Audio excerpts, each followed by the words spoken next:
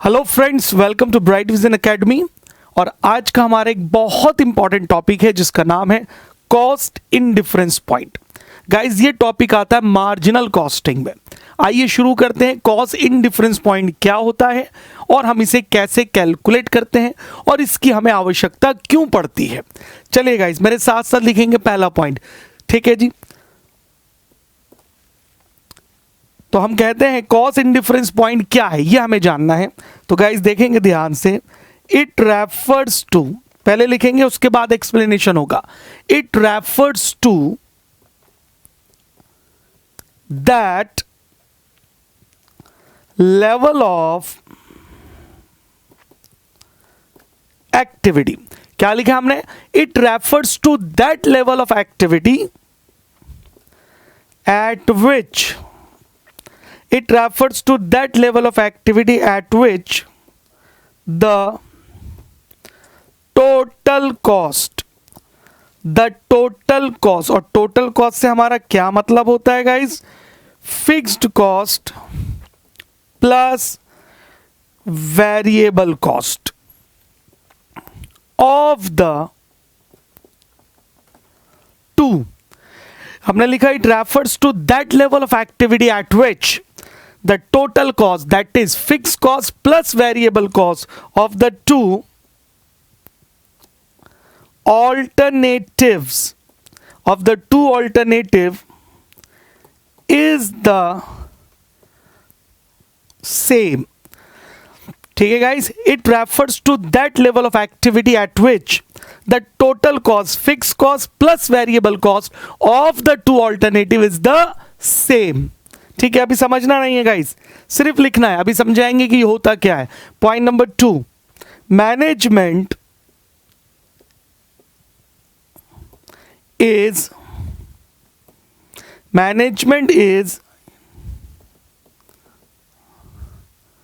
indifferent. Management is indifferent as to the choice of management is indifferent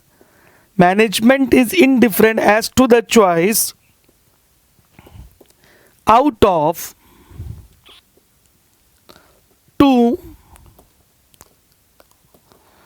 alternative at this point. क्या लिखा guys हमने? Second part, management is indifferent as to the choice out of two alternative at this point. ठीक है, चलिए guys अब शुरू करते हैं। बहुत सिंपल सा लॉजिक है गाइज, जैसे नाम से पता चल रहा है इनडिफरेंट। सर, इनडिफरेंस का मतलब होता है जब हमें कोई फर्क ना पड़े। क्या होता है इनडिफरेंट का मतलब? जब हमें कोई फर्क ना पड़े। भाई बहुत गुस्से में कई बार हम अपने क्लोज फ्रेंड से बोलते हैं भाई जाओ, गो टू हेल, अब मुझे कोई फर्क नहीं पड़ता, मरो या जियो। बोलो जी, बात क्लियर? तो जब आप ये कहते हो कि भाई आपको कोई फर्क नहीं पड़ता वेदर यू डाई और यू लिव, ठीक है, तो you are at the point of indifference. क्या यहां तक बात क्लियर? तो मैंने सिर्फ इनडिफरेंस का मतलब समझाया। क्या मेरी बात यहां तक क्लियर है? तो इनडिफरेंस पॉइंट वो पॉइंट होता है जहां पर मैनेजमेंट को ये फर्क नहीं पड़ता कि वो गिवन चॉइस में से कौन से ऑल्टरनेटिव को सेलेक्ट करें। क्लियर? तो इस पॉइंट को हम बोलते हैं इनडिफरेंट पॉइंट। क्लियर? सर थोड़ा और एक्सप्लेन करिए, समझ में कम आया। चलिए अब ध्यान से मेरी बात को सुनेंगे, बहुत ध्यान से। अब लिखना नहीं है कुछ भी, सिर्फ समझना है कि सर ये इनडिफरेंस पॉइंट क्या होता है। तो सबसे पहले आसान शब्दों में इनडिफरेंस का अगर मैं इंग्लिश में मतलब बताऊं तो जब हमें कोई फर्क ना पड़े तो उस पॉइंट को हम बोलते हैं इनडिफरेंस। क्लियर यहां तक? तो अब यहां पर क्या बात कर रहे हैं हम बात कर रहे हैं कॉस्ट इनडिफरेंस पॉइंट। तो इसका क्या मतलब है, आइए जानते हैं एक छोटी सी एग्जांपल से। अभी आप कुछ नहीं लिखेंगे गाइस, सिर्फ समझेंगे। मान लीजिए हमें प्रोडक्शन करनी है। What we have to do guys? We have to make the productions. हमें गुड्स बनानी है। अब नेचुरल सी बात है यार, गुड्स बनाने के लिए हमें मशीन्स चाहिए। भाई हाथों से तो गुड्स बन नहीं सकती ना। भाई आज की डेट में तो गुड्स ऑटोमेटिक मशीन से बनती है, हाथ से भी बन जाती हैं, but it takes a lot of time. इसलिए हम गुड्स बनाने के लिए मशीन्स की ज़रूरत पड़ती है। तो हम मशीन खरीदने के लिए क्लियर एक शॉप पर जाते हैं और उससे बोलते हैं जी ये हमारी रिक्वायरमेंट है, उसके लिए हमें मशीन चाहिए, उसके लिए हमें मशीन की ज़रूरत है। तो बड़ी सीधी सी बात है, उस शॉपकीपर ने हमसे कहा कि भैया 2 मशीन से मेरे पास जो अवेलेबल है। क्लियर है? एक को उसने नाम दिया मशीन एक्स और एक को उसने नाम दिया मशीन वाई। क्लियर? तो उसने क्या कहा गाइस कि हमारे पास ना 2 मशीन्स अवेलेबल हैं, one is machine X and other is machine Y. Clear? हमने कहा भाई देखो, हमारी जो रिक्वायरमेंट है ना वो मैक्सिमम 10,000 यूनिट बनाने की है। क्लियर है? तो उसने कहा सर इस दोनों मशीन की कैपेसिटी कितनी है? 10,000 यूनिट बनाने की। ये दोनों मशीनें 10,000 यूनिट बना सकती हैं। क्लियर? हमने कहा दूसरा पॉइंट, दूसरी चीज ध्यान से सुनो कि सर हमारा जो रिक्वायरमेंट है वो एक पर्टिकुलर प्रोडक्ट बनाने की है, क्या ये मशीन वो प्रोडक्ट बना सकती है? उसने कहा हाँ जी हाँ, ये दोनों मशीनें सेम प्रोडक्ट बनाने में सक्षम है और दोनों की जो यूजफुल लाइफ है ना वो भी 10-10 साल है। क्लियर है बात यहां तक? तो सर अब हमारे पास 2 अल्टरनेटिव आ गए, एक मशीन एक्स और एक मशीन वाई। सर इन दोनों की कैपेसिटी क्या है? सेम है। इन दोनों की यूजफुल लाइफ भी क्या है? सेम है। क्लियर है? तो अब हमें ये सोचना है कि कौन सी मशीन हम सेलेक्ट करें। हमने कहा कुछ और बात है जो तुम बताना चाहते हो इन दोनों मशीनों के बारे में? उसने कहा हाँ जी। वो बात क्या है? अगर आप मशीन एक्स लेते हो ना तो इस मशीन एक्स में आपकी जो फिक्स्ड कॉस्ट आएगी मशीन को रन करने की, जो फिक्स्ड कॉस्ट आएगी गाइस वो आएगी 3 लाख रुपीस। कितनी फिक्स कॉस्ट आएगी मशीन एक्स में? 3 लाख रुपीस। और जो मशीन वाई है ना इसमें आपकी फिक्स कॉस्ट आएगी 5,80,000 रुपीस। कितनी आएगी गाइस फिक्स कॉस्ट? 5,80,000 रुपीस। क्या यहां तक मेरी बात समझ में आ गई? ठीक है, हमने कहा जी समझ में आ गया। इसके अलावा जो वेरिएबल कॉस्ट है पर यूनिट, जो वेरिएबल कॉस्ट है पर यूनिट वो मशीन एक्स में पड़ेगी आपको 140 रुपए।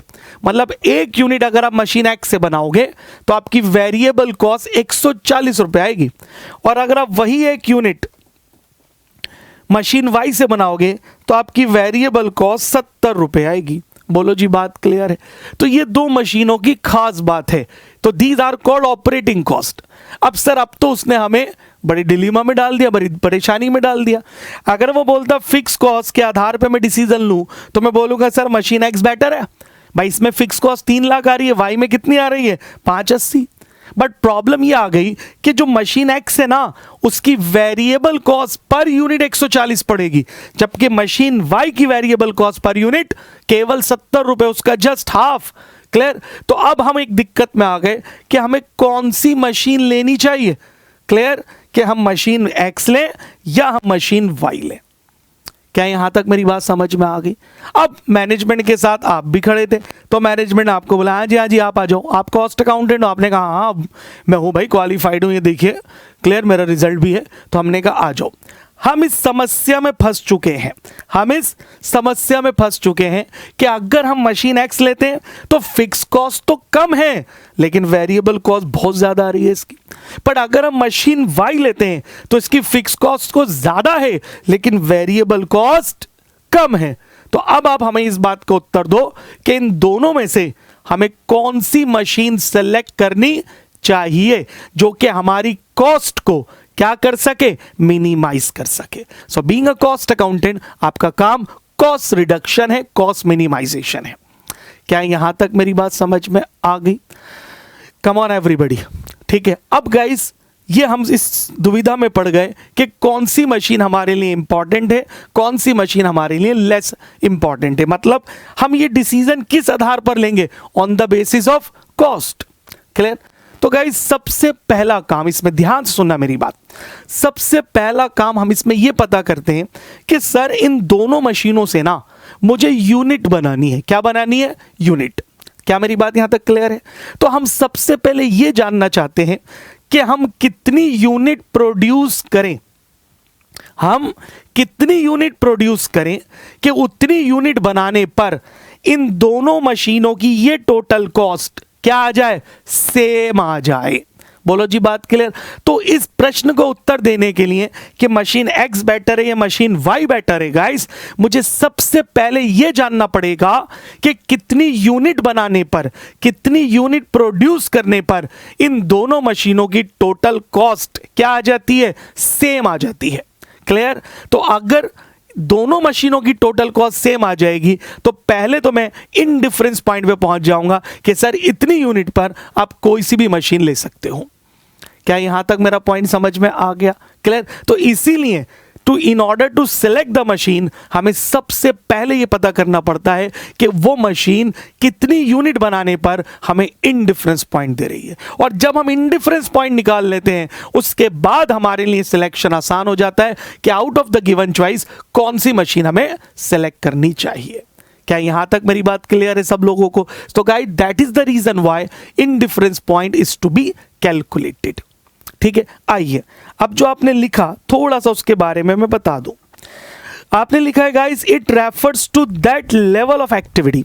इंडिफरेंस पॉइंट उस लेवल ऑफ एक्टिविटी को बताता है। गाइस लेवल ऑफ एक्टिविटी का मतलब होता है नंबर ऑफ यूनिट्स, कितनी यूनिट बनाए, eight which the total cost fix plus variable. तो जब भी हम टोटल कॉस्ट की बात करेंगे तो that would be what, fix cost plus variable cost of the two alternative is the same। Clear.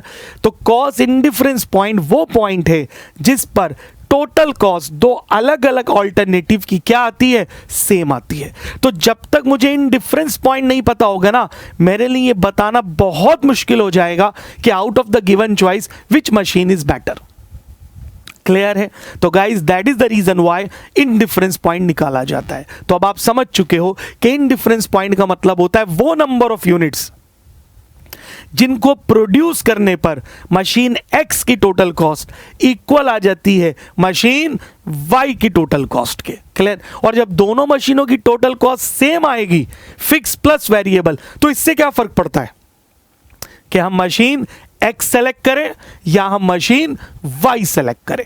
बोलो जी बात क्लियर है। और जब मुझे इंडिफरेंस पॉइंट पता होगा तभी मैं डिसाइड कर पाऊंगा कि इन दोनों में से कौन सी कॉस्ट बेटर है। क्लियर। चलिए अब गाइस इस प्रॉब्लम में जो हम फंस गए, अब इसमें इंडिफरेंस पॉइंट कैसे निकलेगा पहले उसके बारे में जानते हैं। अब इंडिफरेंस पॉइंट निकालने के ना दो ऑल्टरनेटिव होते हैं, दो तरीके होते हैं। इन दोनों मेथड से हम इंडिफरेंस पॉइंट निकाल सकते हैं। कैसे, आइए शुरू करते हैं। इस एग्जाम्पल को आप अपने दिमाग में रखिएगा।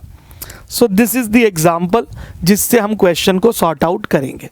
राइट। देखिए अब इंडिफरेंस पॉइंट कैसे निकालेंगे गाइस। हम ले रहे हैं ऑल्टरनेटिव वन। क्या ले रहे हैं जी, ऑल्टरनेटिव वन। ऑल्टरनेटिव वन ये कहता है कि जो इंडिफरेंस पॉइंट है इसका मतलब है नंबर ऑफ यूनिट्स। क्लियर। आप उन यूनिट्स को एक्स मान लीजिए, और वैसे भी आपको पता है कितनी यूनिट बनाने पर इंडिफरेंस पॉइंट आएगा हमें तो नहीं पता ना, तो हम उसको क्या मान लेंगे, एक्स। तो हम जानते भाई जिसका कोई नहीं उसका एक्स है, भाई ऊपर वाला तो सभी का है, तो जिसका कोई नहीं उसका एक्स होता है। क्लियर। तो कितनी यूनिट बनाऊं कि दोनों की कॉस्ट इक्वल आ जाए तो मुझे नहीं पता ना, तो उसको कैसे निकालेंगे, तो यही मैं आपके साथ डिस्कस करना चाहता हूं। और एग्जाम में वो आपसे यही पूछेगा कि भैया इंडिफरेंस पॉइंट निकाल कर दिखाइए। तो चलिए ध्यान से देखना, एग्जाम्पल को दिमाग में रखना। हम शुरुआत कहां से करेंगे, हम कहेंगे let the indifference point is equal to X units. हाँ जी, हमने क्या माना, let the indifference point is equal to what, X units. हमने कहा कि जो इंडिफरेंस पॉइंट है ना वो एक्स यूनिट है। गाइस इसका मतलब ये होता है कि अगर मैं एक्स यूनिट बनाऊंगा ना तो मशीन एक्स की कॉस्ट और मशीन वाई की टोटल कॉस्ट इक्वल आ जाएगी। दिमाग में रखिएगा, इंडिफरेंस पॉइंट का मतलब वो पॉइंट, वो लेवल ऑफ एक्टिविटी जहां पर दो डिफरेंट ऑल्टरनेटिव की कॉस्ट सेम आती है। कौन सी कॉस्ट, टोटल कॉस्ट। और टोटल कॉस्ट दो चीजों से मिलकर बनेगी, fix cost as well as the variable cost. ठीक है गाइस। तो चलिए, तो एक्स यूनिट बनाने पर दोनों मशीनों की कॉस्ट क्या आएगी, सेम आ जाएगी। Come on everybody. आइए अब यहां देखना, तो अगर मैं निकालूं total cost of machine X is equal to, machine का नाम भी एक्स ही है। अब गाइज हम कितनी यूनिट बना रहे हैं, एक्स यूनिट बना रहे हैं, और टोटल कॉस्ट क्या होता है, fix cost plus variable cost. तो अगर आप क्वेश्चन में देखें मशीन एक्स की फिक्स कॉस्ट कितनी है, 3 लाख। चलो जी ये ले लिया हमने, मशीन एक्स की फिक्स कॉस्ट 3 लाख प्लस उसकी वेरिएबल कॉस्ट कितनी है पर यूनिट, सर 140 रुपए है पर यूनिट कॉस्ट, एक यूनिट की कॉस्ट 140 रुपए। तो आप कितनी यूनिट बना रहे हो, एक्स यूनिट बना रहे हो। तो अगर एक यूनिट की कॉस्ट 140 रुपए तो एक्स यूनिट की कॉस्ट कितनी, सो गाइज ये हो जाएगा 140x। इतना मैथ्स आपको आता होगा भाई। एक यूनिट अगर एक्स रुपीस की है तो सॉरी, एक यूनिट अगर 140 रुपए की है तो एक्स यूनिट कितने की हुई, दोनों को मल्टीप्लाई कर देंगे। So guys this is the total cost of machine x. बोलो यहां तक क्लियर है। आइए अब सिमिलरली हम क्या निकालेंगे, हम निकालेंगे total cost of machine Y. हाँ जी, मशीन वाई की फिक्स कॉस्ट देखिए भाई 5,80,000 रुपीज। कितनी है गाइस, 5,80,000 रुपीज। क्या यहां तक मेरी बात क्लियर है, 5,80,000 रुपीज प्लस वेरिएबल कॉस्ट जोड़ दीजिए। एक यूनिट की वेरिएबल कॉस्ट 70 रुपए है तो एक्स यूनिट की कितनी, दोनों को मल्टीप्लाई कर देंगे तो ये हो जाएगा 70x। दोनों को मल्टीप्लाई कर देंगे तो 70x। तो गाइज हमें क्या मिल गया, हमें टोटल कॉस्ट मिल गई मशीन एक्स की और टोटल कॉस्ट मिल गई मशीन वाई की। और ये मशीन एक्स और मशीन वाई की जो टोटल कॉस्ट है क्या वो एक्स यूनिट की है, आंसर इज यस। और हमने एक्स यूनिट को क्या बोला था, इनडिफरेंस पॉइंट। और इनडिफरेंस पॉइंट वो पॉइंट है जिस पर हमारी कॉस्ट क्या होगी, सेम होगी। बोलो जी बात क्लियर। तो इसका मतलब जो मशीन एक्स है उसकी कॉस्ट इक्वल होगी मशीन वाई के। तो आइए उसे इक्वल कर देते हैं। तो मशीन वाई की कॉस्ट 5,80,000 प्लस 70x, इसे इक्वल कर देते हैं 3 लाख प्लस 140x। हाँ जी बोलो, बात यहां तक समझ में आ गई सब लोगों को, कोई दिक्कत वाली बात। अब एक काम करिए, x वाली टर्म एक साथ कर लेते हैं। तो 70x इधर आएगा तो माइनस हो जाएगा 140x इज इक्वल टू, यहां ऑलरेडी क्या है 3 लाख माइनस हो जाएगा 5,80,000। क्लियर। 70 140 में से आप क्या माइनस करेंगे, 70। ठीक है जी, तो यहां बचेगा माइनस का 70x, that would be equal to 580 minus 3 lakh minus का 2,80,000। भाई माइनस से माइनस उड़ गया, कम ऑन एवरीबॉडी। ठीक है, 70 या मल्टीप्लाई कर रहा है, ठीक है, वहां जाके डिवाइड करेगा तो x is equal to 2,80,000 upon 70। तो x is equal to 2,80,000 upon 70, x is equal to 4,000 units.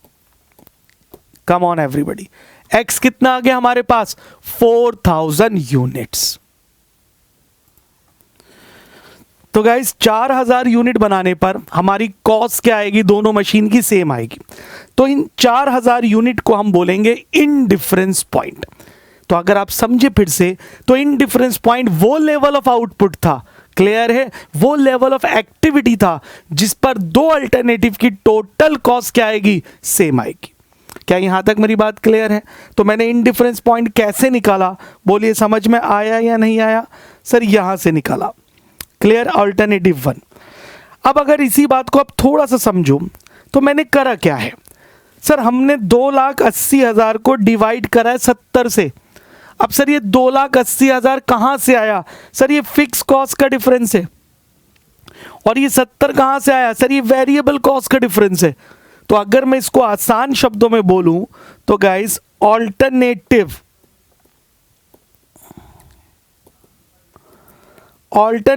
2 क्या कहता है, ध्यान से सुनना भाई।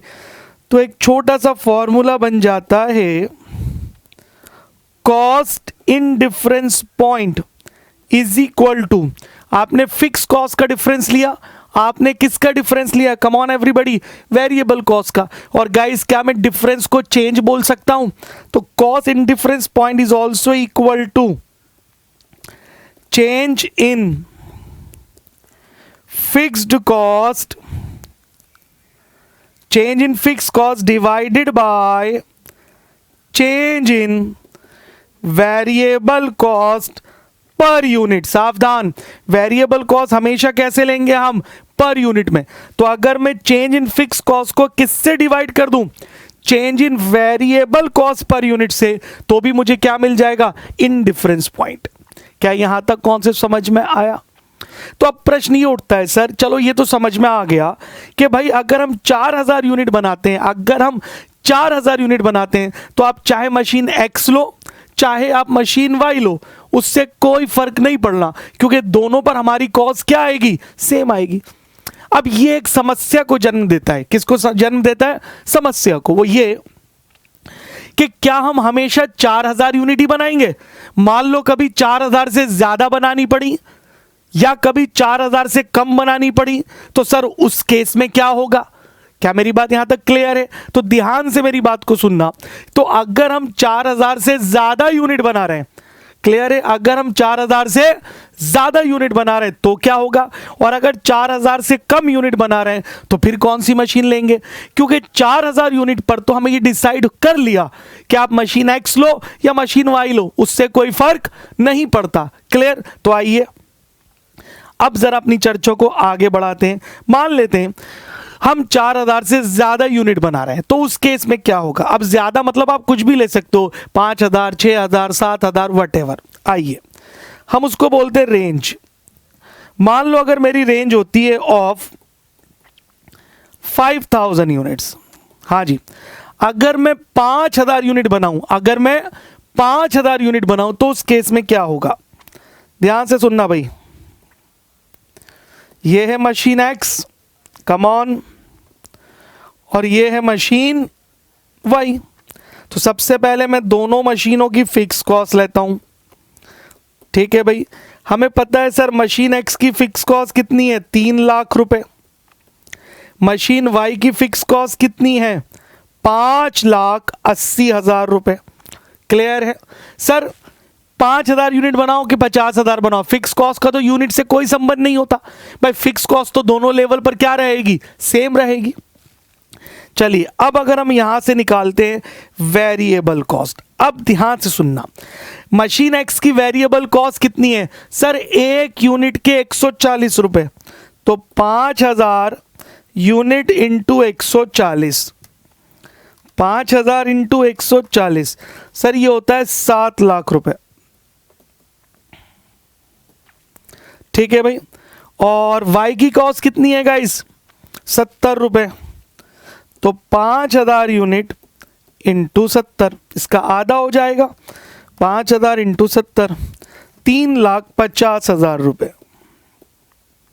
तो गाइस अब अगर मैं इन दोनों पर टोटल कॉस्ट निकालूं तो ये हो गया 10 लाख रुपए, कम ऑन, और ये हो गया 9,30,000 रुपए। बोलो जी, बात क्लियर है? कितना हो गया ये? 9,30,000 रुपए। बोलिए क्या यहां तक मेरी बात क्लियर है? तो सर हमारी कॉस्ट कौन सी मशीन में कम आ रही है? Y मशीन में कम आ रही है। क्लियर है? तो यानी कॉन्सेप्ट ये निकला कि अगर हम इंडिफरेंस पॉइंट से ज्यादा यूनिट बनाते हैं, अगर हम इंडिफरेंस पॉइंट से ज्यादा यूनिट बनाते हैं तो हमें वो मशीन सेलेक्ट करनी चाहिए जिसकी वेरिएबल कॉस्ट पर यूनिट कम हो। बोलो क्लियर? भैया इसकी फिक्स कॉस्ट ज्यादा है लेकिन वेरिएबल कॉस्ट कम है, जिसकी वजह से टोटल कॉस्ट इसकी आ रही है 9,30,000 रुपए और इसकी आ रही है 10 लाख रुपए। तो अगर मैं कॉस्ट के आधार पर बोलूं तो आप क्या बोलोगे? Sir machine Y is the better choice. हाँ जी, बोलो बात क्लियर है? कम ऑन एवरीबॉडी। तो इसका इंटरप्रिटेशन क्या निकला? अगर हम इन डिफरेंस पॉइंट से ऊपर बना रहे हैं, इन डिफरेंस पॉइंट से ज्यादा यूनिट बना रहे हैं, तो हमें उस ऑल्टरनेटिव को सिलेक्ट करना पड़ेगा जिसकी वेरिएबल कॉस्ट पर यूनिट क्या होगी, कम होगी। बोलो यहां तक बात क्लियर? तो ये आ गई पहली रेंज। ठीक है सर, अगर हमारी total unit in different point से नीचे है तो क्या होगा? आइए, तो अब मैं यहां पर ले लेता हूं गाइस रेंज ऑफ 3000 यूनिट्स। आप कुछ और भी ले सकते हो, 2000, 1500, जो आपका मन करे। बोलो जी बात क्लियर है? तो आप फिर से यहां देखिए, मशीन एक्स और यहां क्या हो जाएगा गाइस, मशीन वाई। आइए अब हम इनकी फिर से कॉस्ट निकालते हैं। कम ऑन एवरीबॉडी, कितनी यूनिट बना रहा है? 3000। तो गाइस हम सबसे पहले क्या लेंगे भाई? Fixed cost. मशीन एक्स की फिक्स कॉस्ट कितनी है? 3 लाख। मशीन वाई की कितनी है? 5,80,000। अब हम लेंगे वेरिएबल कॉस्ट, तो हमारी यूनिट है 3000 इंटू 140। मशीन एक्स की 3000 इंटू 140, ये आ गया 4,20,000 रुपये। बोलो, और ये है 3000 इंटू 70, ये आ गया गाइस 2,10,000 रुपये। बोलो जी क्लियर?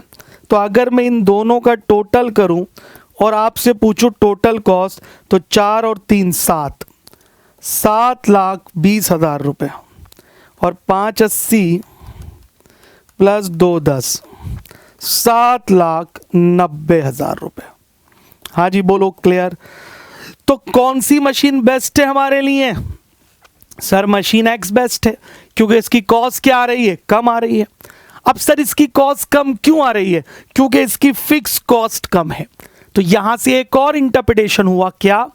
अगर आप इंडिफरेंस पॉइंट से नीचे बना रहे हैं, अगर आप इंडिफरेंस पॉइंट से नीचे बना रहे हैं, तो आपको उस ऑल्टरनेटिव, उस मशीन को सिलेक्ट करना पड़ेगा जिसकी फिक्स कॉस्ट कम है। बोलो जी बात क्लियर है? तो यहां से गाइस 3 इंटरप्रिटेशन निकले। इंटरप्रिटेशन नंबर 1 कि अगर आप उतनी ही यूनिट बना रहे हो जितनी इंडिफरेंस है, तो कोई सी भी मशीन ले लो, क्योंकि दोनों की कॉस्ट क्या होगी? सेम होगी। ऑल्टरनेटिव 2, अगर आप इंडिफरेंस पॉइंट से ज्यादा बना रहे हो, अगर आप इंडिफरेंस पॉइंट से ज्यादा यूनिट बना रहे हो, तो उस मशीन को लेंगे जिसकी वेरिएबल कॉस्ट पर यूनिट कम होगी। Concept number 3 and the last, अगर आप इंडिफरेंस पॉइंट से कम बना रहे हो, तो उस मशीन को लेंगे जिसकी फिक्स कॉस्ट कम होगी। बोलो जी बात क्लियर है?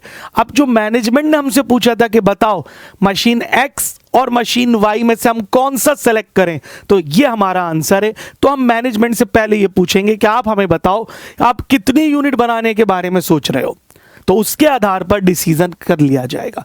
तो गाइज यही था कॉन्सेप्ट इन डिफरेंस पॉइंट का, कि ये बताता है कि हमें कौन सी मशीन सेलेक्ट करनी चाहिए। अब सर जो आपने लास्ट में बोला, हो सकता है हम भूल जाए, तो क्या करें? तो आप उसको नोट करेंगे मेरे साथ साथ, and that is by the name interpretation. किस नाम से गाइज? इंटरप्रिटेशन। चलिए अब देखिए इसका इंटरप्रिटेशन।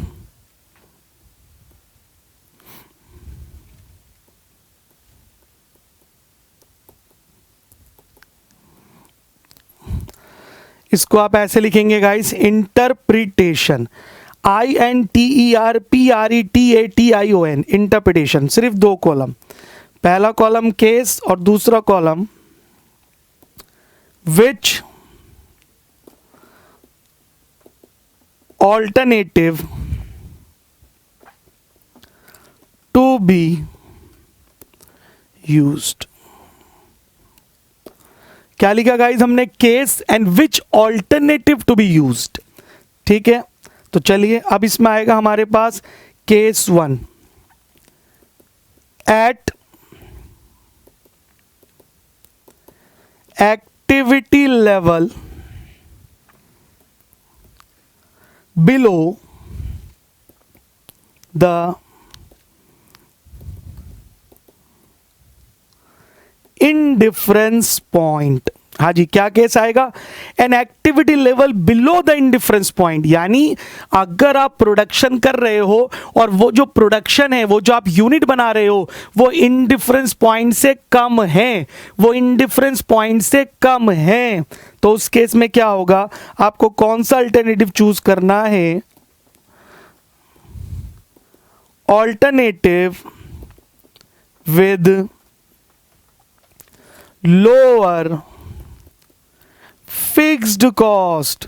कम ऑन एवरीबॉडी, यानी उस ऑल्टरनेटिव को सिलेक्ट कीजिए जिसकी फिक्स कॉस्ट क्या है? कम है। आसान शब्दों में, उस मशीन को सिलेक्ट कीजिए जिसकी फिक्स कॉस्ट कम है, अगर आप इंडिफरेंस पॉइंट से कम यूनिट बना रहे हो। प्लीज गाइस, इसको याद रखना है, ये इंटरप्रिटेशन एग्जाम में पूछा जाता है। आई होप ये पॉइंट समझ में आ गया। कम ऑन एवरीबॉडी, और हमने यहां पर प्रूफ करके दिखा दिया। क्लियर? अगर आप इंडिफरेंस पॉइंट से कम बना रहे हो, क्लियर है? तो देखो, इट वॉज देयर, ये रहा 3000 यूनिट हमारी इंडिफरेंस पॉइंट से कम है, तो हमने मशीन एक्स को सेलेक्ट करा। क्यों? क्योंकि इसकी फिक्स कॉस्ट क्या है? ज्यादा है, सॉरी कम है, इसकी फिक्स कॉस्ट कम है, जिसके कारणवश टोटल कॉस्ट क्या आ रही है? कम आ रही है, और हम उस मशीन को सेलेक्ट करेंगे जिसकी टोटल कॉस्ट कम होगी। क्या यहां तक कॉन्सेप्ट समझ में आ गया? कम ऑन एवरीबॉडी, आइए केस 2 पे आते हैं। Case 2, at activity level above the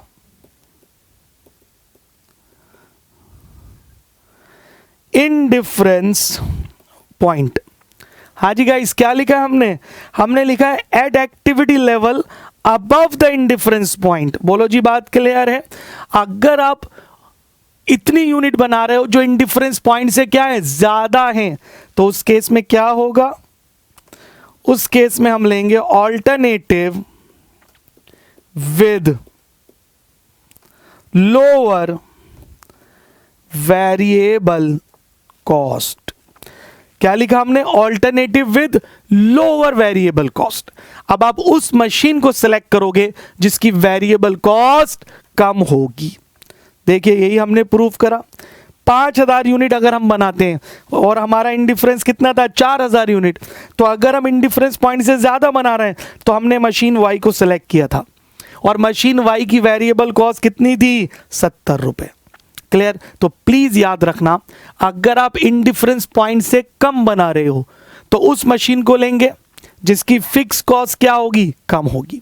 अगर आप इंडिफरेंस पॉइंट से ज्यादा बना रहे हो तो उस मशीन को लेंगे जिसकी वेरिएबल कॉस्ट कम होगी। प्लीज फोकस, समझ में आ गया? Third, at activity level equal to the, क्या लिखा हमने guys? At activity level equal to the indifference point. At activity level equal to the indifference point, मतलब आप एग्जैक्ट उतनी यूनिट बनाते हो जितना हमारा इंडिफरेंस पॉइंट था। तो ये कहता है एनी ऑल्टरनेटिव। क्या कहता है गाइस? Any alternative. इसका मतलब आप किसी भी ऑल्टरनेटिव को सिलेक्ट कर लो, यानी इंडिफरेंस यूनिट पर आप चाहे मशीन एक्स को लो चाहे मशीन वाई को लो। क्लियर? दोनों में से कोई फर्क नहीं पड़ेगा, क्योंकि एट इंडिफरेंस पॉइंट दोनों की कॉस्ट क्या होगी? सेम होगी। क्लियर? तो मैनेजमेंट ने हमसे प्रश्न पूछा था कि बताइए मशीन एक्स और मशीन वाई में से हम कौन सी सेलेक्ट करें, तो गाइस ये हमारी स्टेटमेंट उनके आंसर को दे पाएगी।